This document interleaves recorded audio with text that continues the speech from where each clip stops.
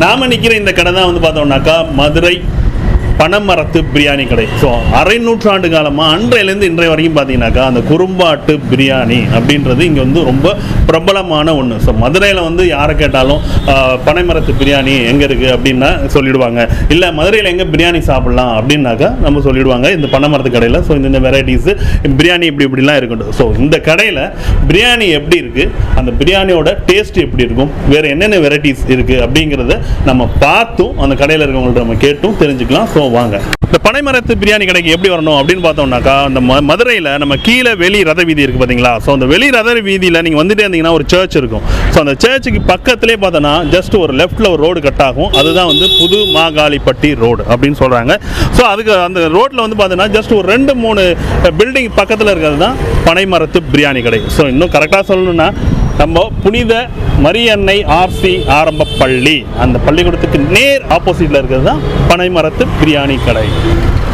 பனைமரத்து பிரியாணி கடை இதனுடைய வரலாறு அப்படின்னா என்னன்னு சொல்லலாம், யார் தொடங்கினது அப்படின்னு சொல்லுங்க. அவங்க எங்கள் மாமனார் ஆரம்பத்தில் தொடங்கினது, கீழே உட்காந்து சாப்பிட்டு இருந்தாங்க. இப்போ அவங்க மயம் தொடங்குறாரு. இப்போ அடுத்து என் மயம், உங்க பையன், அதாவது 3வது தலைமுறையா இந்த கடை வந்து தொடர்ந்து நடைபெறுகிறது. இப்போ பார்த்தோம்னா பிரியாணி அப்படின்னா மதுரையில் வந்து பிரியாணி நிறைய கடைகள் இருக்குது. இப்போ சென்னை பிரியாணி, ஆம்பூர் பிரியாணி அப்படின்னு பார்த்தா பாஸ்மதி ரைஸ் வந்து யூஸ் பண்ணுறாங்க. உங்களோட பிரியாணியில் எந்த மாதிரியான ரைஸ் வந்து யூஸ் பண்ணுறீங்க மேடம்? பாஸ்மதி யூஸ் பண்ண மாட்டோம், சீரக சம்பா தான் யூஸ் பண்ணுவோம். சீரக சம்பா தான் யூஸ் பண்ணுவோம், ஆரம்பத்துல இருந்து அதுதான் யூஸ் பண்ணுவோம். சீரக சம்பா தான் யூஸ் பண்ணிட்டு இருக்கீங்க. ஸோ அடுத்தது பார்த்தோம்னாக்கா இங்கே அந்த ஆட்டு இறைச்சி, அந்த ஆட்டு இறைச்சி எப்படிங்க நீங்கள் வந்து அது எப்படி தேர்ந்தெடுக்கிறீங்க? அந்த பிரியாணிக்குன்னு ஏதாவது ஸ்பெஷலாக இருக்குங்களா? எப்படி? ஆமாம், ஸ்பெஷலாக இருக்கும். நாங்களே போய் தேர்ந்தெடுத்துட்டு நாங்களே கொண்டு வருவோம். நீங்களே தேர்ந்தெடுத்து பார்த்து குறும்பாட்டு கறியாக பார்த்து ரெகுலராக கொண்டு வருவோம். ஓகேங்க. இப்போ வந்து பிரியாணியில் என்னென்ன பிரியாணி வெரைட்டிஸ் கிடைக்குது உங்கள்கிட்ட? பிரியாணி, மட்டன் பிரியாணி கிடைக்கும், சிக்கன் பிரியாணி, முட்டை பிரியாணி, பிளேன் பிரியாணி எல்லாமே இருக்கு. இந்த கடையில் வந்து பிரியாணி அப்படிங்கிறது ஒரு மெயின் டிஷ், ரொம்ப ஃபேமஸான ஒரு டிஷ். அடுத்ததாக பார்த்தோம்னாக்கா இந்த சைட் டிஷ், ஏன்னா நம்ம வந்து வெறும் பிரியாணி மட்டும் சாப்பிட முடியாது, அதுக்கான சைட் டிஷ் என்னென்ன இருக்குங்க? மட்டன் சுக்கா இருக்கு, குடல் ரோஸ்ட் இருக்கு, குடல் குழம்பு, பாயா, ஓகே மேடம், சிக்கன் வறுவல் இருக்கு, ஓகே மேடம், சிக்கன் ரோஸ்ட் இருக்கு, எல்லா ஐட்டமும் கொடுப்போம். ஸோ அடுத்தது பார்த்தோம்னாக்கா நம்ம கடையில் வந்து இந்த டிஃபன் அப்படிங்கிறது, ஸோ பிரியாணி எல்லாருக்கும் எல்லா நேரத்துலையும் சாப்பிட முடியாது. டிஃபன் வெரைட்டிஸ் என்னென்ன இருக்குது? அது வந்து மத்தியானம் புரோட்டா இருக்கு, முட்டை புரோட்டா, முட்டை வீச்சு, சில்லி புரோட்டா, பீஸ் புரோட்டா, தோசை, அந்த ஐட்டம் மாதிரி இருக்கும். தோசை குடல் இது குடல் குழம்போட சாப்பிடுவாங்க, பாயாவோட தோசை அதையும் சாப்பிடுவாங்க. அடுத்தது பார்த்தோன்னா இந்த ஒர்க்கிங் ஹவர்ஸ், இப்போ வந்து இந்த காலையிலே வந்தால் பிரியாணி கிடைக்குமா, இல்லை எத்தனை மணிலேருந்து நீங்கள் எத்தனை மணி வரைக்கும் இந்த கடை வந்து தொடர்ந்து நடைபெறும்? ஆரம்பிக்கிறது 1 மணிலேருந்து நைட்டு 11 மணி வரைக்கும் எல்லா ஐட்டமும் கிடைக்கும். எல்லா ஐட்டமும் அந்த 1 மணிலேருந்து 11 மணி வரைக்கும் நைட்டு கிடைக்கும். ஒரு டீமாக வரும்போது அசைவம் சாப்பிட்றவங்களுக்கு அசைவமாகவும், சைவம் சாப்பிட்றவங்களுக்கு தனியாக வந்து சைவ குருமாவும் இங்கே இருக்குது. ஸோ அதுதான் வந்து பார்த்தோம்னாக்கா நீங்கள் வந்து இந்த சைவ குருமா, இது வந்து பரோட்டாக்கும் வந்து ஒரு நல்ல சைவ குருமாவாக இது இருக்குது. ஆட்டுக்கால் சூப் எப்போதும் பார்த்தோம்னா இங்கே வந்து ஃப்ரெஷ்ஷாக அந்த சுட சுட நம்ம அது இந்த ஈவினிங் டைமில் வந்து இந்த ஆட்டுக்கால் சூப் சாப்பிடணும் அப்படின்னாக்கா ரொம்பவே சூப்பராக இருக்கும். ஏன்னாக்கா அதேமாரி கிராமப்புறங்களில் பார்த்தோம்னாக்கா மார்னிங்கில் வந்து அது நைட்டு சூப்பர் ரெடி பண்ணி அந்த அடுப்பு கனல்லே வச்சுருப்பாங்க. ஸோ அதுக்கப்புறம் வந்து பார்த்தோன்னா ஈவினிங்லேயே நம்ம அதை வந்து சாப்பிட்லாம். ஸோ இங்கே வந்தோம்னாக்கா நமக்கு வந்து இந்த ஆட்டுக்கால் சூப் அதையும் நம்ம இங்கே வந்து சூப்பராக நம்ம வந்து சுவைத்து சாப்பிட முடியும். இது வந்து மட்டன் குழம்பு, அதாவது நம்ம மட்டன் எலும்பு குழம்பு, அந்த பரோட்டா, கொத்து பரோட்டா இந்த மாதிரி வாங்குறதுக்கான அந்த மட்டன் எலும்பு குழம்பு சால்னா. இது பனைமரத்து பிரியாணி கடை. ஸோ இதில் வந்து ரெகுலராகவே வந்து சாப்பிட்றவங்க நிறைய பேர் இருக்காங்க. ஸோ அதில் வந்து நம்ம ஃப்ரெண்ட்ஸ் கொஞ்சம் பேர் இருக்காங்க. ஸோ அவங்கள்ட்ட வந்து நம்ம கேட்டு பார்ப்போம் இதோட கடையோட டேஸ்ட் எப்படி இருக்குது அப்படின்றது. ஸோ வணக்கம் ஜி, உங்கள் பேர் சொல்லுங்கள். மதன்குமார். எப்பொழுதுமே இங்கே தான் சாப்பிடுவீங்களா எப்படிங்க? ஆமாம், ஞாயிற்றுக்கிழமை இங்கே வந்துடும், சனி ஞாயிறு வந்து நீங்கள் இங்கே வந்தால் இங்கே வந்துடுங்க. இந்த பிரியாணி எப்படி இருக்குது சொல்லுங்களேன். நீங்கள் நிறைய இடத்துல பிரியாணி சாப்பிட்ருக்கீங்க, சொல்லுங்கள் எப்படி இருக்கு? படத்தில் சொல்கிற மாதிரி தூக்கத்தில் கூட கையை நக்குன்னு சொல்கிற மாதிரி இந்த பிரியாணி அவ்வளோ டேஸ்ட்டாக இருக்கும். எப்போ வேணால் வந்து இங்கே சாப்பிட்லாம், எப்போ வேணாலும் சாப்பிட்லாம். ஸோ ஆனால் இப்போ நீங்கள் வந்து பரோட்டா சாப்பிட்றீங்களே, ஸோ உங்களுக்கு எப்படி இந்த பரோட்டாவும் இந்த டைம் இந்த கடையில் எப்படி இருக்கும் சொல்லுங்கள்? பரோட்டா வந்து மதிய நேரத்தில் ரொம்ப நல்லாயிருக்கும், இந்த அளவு ரொம்ப டேஸ்ட்டு. ஃப்ரெண்ட்ஸோடு வரப்போ பரோட்டா சாப்பிடுவோம். மேக்ஸிமம் ஏதாவது பார்ட் சீசன்னா பிரியாணி கட்டிட்டு போய் ஹாஸ்டலில் போய் பிரியாணி சாப்பிடுவோம். நான் பக்கத்து ஹாஸ்டலில் தான் படிக்கிறேன். இந்த ஏரியா ஃபுல்லாமே இந்த கடையை பற்றி தான் நல்லா பேசுவாங்க. இந்த ஃபேமஸ் நல்லாயிருக்கும், பிரியாணி தான் பெஸ்ட்டாக இருக்கும் இந்த கடையில். பெஸ்ட். ஆமாம், சூப் நல்லாயிருக்கும். எல்லா சூப்புமே நல்லாயிருக்கும். நான் நல்லா சாப்பிட்ருக்கேன் சூப்லாம். ரெகுலராக அந்த கடையில் வர்றவங்க தான் நான் பார்ப்பேன். எல்லா கடையிலையும் வர்றவங்கலாம் நல்லா இருக்குது, விருப்பப்பட்டு வாங்கிட்டு போவாங்க எல்லாருமே. பார்த்துருக்கீங்களா? நல்லா சூப்பராக இருக்கும். ஸோ இங்கே பார்த்தோன்னா அவங்களுக்கு வந்து மத்தியானம் ஆகட்டும் நைட் ஆகட்டும், ஸோ பரோட்டா அப்படின்னு எங்களுக்கு சாப்பிட தோணுச்சுன்னா நம்ம பனைமரத்து கடையில் இருக்கிற அந்த பரோட்டா எங்களால் எந்த டைம்லையும் எங்களால் சாப்பிட முடியும். ஸோ அந்த அளவுக்கான ஒரு டேஸ்ட்டாக இருக்கிற ஒரு பரோட்டா அப்படின்னு சொல்லிடுறாங்க. அடுத்தது பார்த்தோம்னாக்கா இந்த கடையில் இன்னொரு ஹைலைட்டான விஷயமே வந்து இந்த ஆட்டுக்கால் சூப்பு. நிறைய இடத்துல சூப் இருந்தாலும் அந்த முழு ஆட்டுக்காலை அந்த சுட சுட அந்த சூப் சாப்பிடும்போது அது ஒரு வேற லெவலில் இருக்கும் அப்படின்னு சொல்லிடுறாங்க. Hi, hello, welcome to peoples channels viewers. So Madurai அப்படின்னாலே பார்த்தீங்கன்னாக்கா வகை வகையாக சமைச்சு மணக்க சாப்பிட்ற ஒரு ஊர் அப்படின்னு நம்ம சொல்லலாம். ஸோ மதுரையில் பார்த்தீங்கன்னாக்கா நம்ம சாப்பிட்றதுக்கு வெரைட்டியான ஃபுட்ஸ் நிறையவே இருக்குது.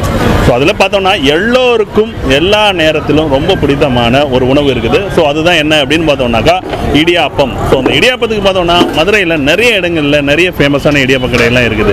ஸோ அதில் குறிப்பாக சொல்லணும்னா நம்ம கீழே வெளி வீதியில் இருக்கிற தேவிகா அக்கா பர்மா இடியாப்ப கடை, அது எங்கே இருக்குது அப்படின்னு நம்ம பார்த்தோம்னா மதுரையில் நம்ம கீழே வெளி வீதி இருக்குது பார்த்தீங்களா. ஸோ அதில் வந்து அந்த மிஷினரி ஹாஸ்பிட்டல் இருக்கும். ஸோ அந்த மிஷினரி ஹாஸ்பிட்டலுக்கு நேர் ஆப்போசிட்டில் இருக்கிறது தான் நம்ம தேவிகா அக்காவோட பர்மா இடியாப்ப கடை. ஸோ இது வந்து உங்களுக்கு வந்து அந்த சர்ச்சுக்கு முன்னாடியே வந்துடும்.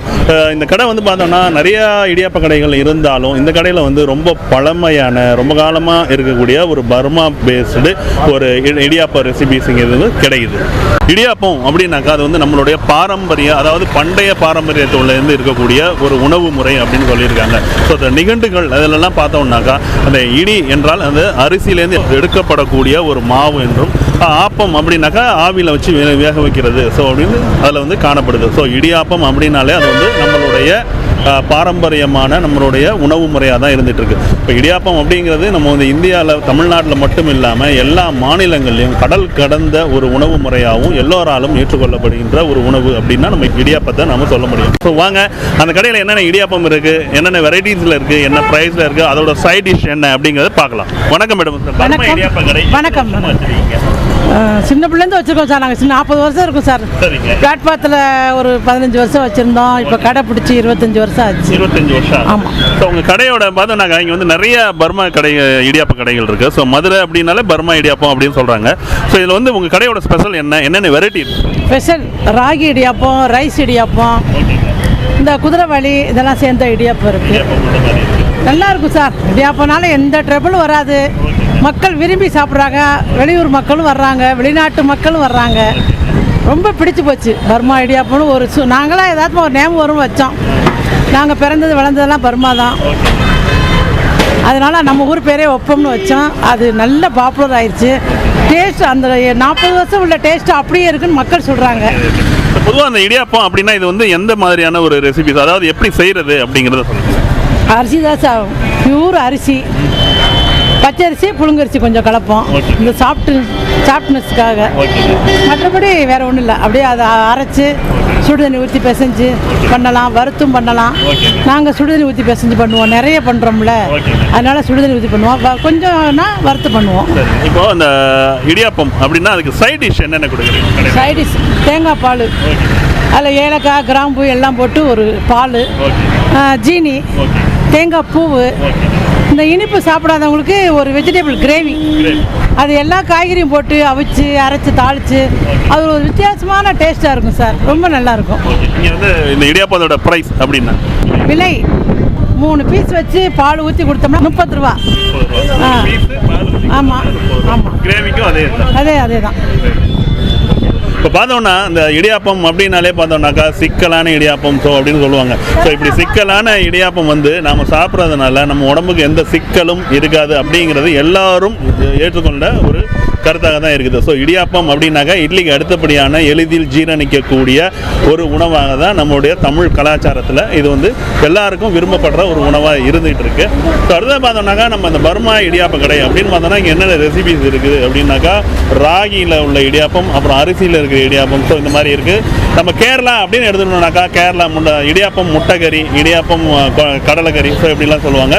ஸோ நம்ம இங்கே இந்த பர்மா இடியாப்ப கடையில் என்ன இருக்குது சைட் டிஷ் அப்படின்னாக்கா தேங்காய் பால் சர்க்கரை கலந்த ஒரு சைட் டிஷ்ஷும், இல்லை நாங்கள் ஸ்வீட்டு வேண்டாம் அப்படிங்கிறவங்களுக்கு எல்லா வெஜிடபிளும் மிக்ஸ் பண்ண ஒரு கார கிரேவியும் இங்கே வந்து இருக்குது.